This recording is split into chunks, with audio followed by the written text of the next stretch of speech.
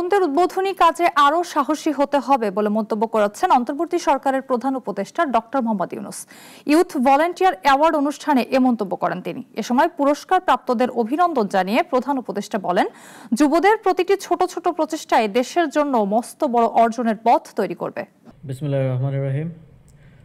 আজকের তেজগাঁওয়ে প্রধান উপদেষ্টার কার্যালয়ে যুব ও ক্রীড়া মন্ত্রণালয় আয়োজন করে ইয়থ ভলান্টিয়ার অ্যাওয়ার্ড 2025 অনুষ্ঠানে প্রধান অতিথি হিসেবে উপস্থিত থেকে অ্যাওয়ার্ড তুলে দেন অন্তর্বর্তী সরকারের প্রধান উপদেষ্টা ডক্টর মোহাম্মদ ইউনূস।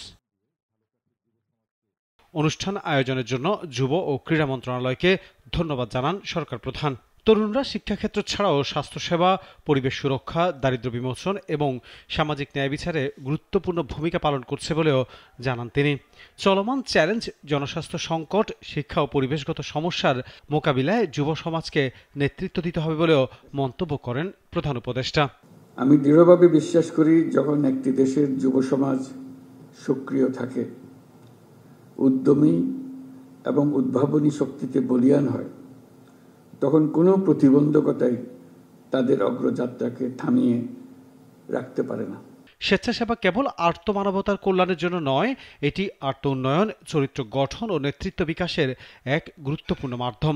তরুণদের এই অভিজ্ঞতা সমাজে নীতি নির্ধারক, উদ্ভাবক ও পরিবর্তনের স্থপতি হিসেবে নিজেদের তুলে ধরতে সাহায্য করবে বলেও জানান প্রধান উপদেষ্টা।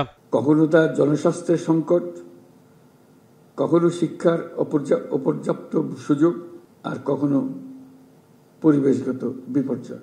কিন্তু চ্যালেঞ্জগুলো নিয়ে হতাশ না হয়ে বরং এগুলোকে আমাদের নিজস্ব শক্তি দিয়ে ঐক্যবদ্ধভাবে মোকাবেলা করতে হবে।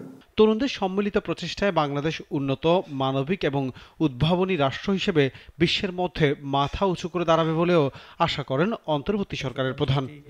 উপজেলা মিনি স্টেডিয়াম, আনোয়ার হোসেন, নাগরিক, ঢাকা।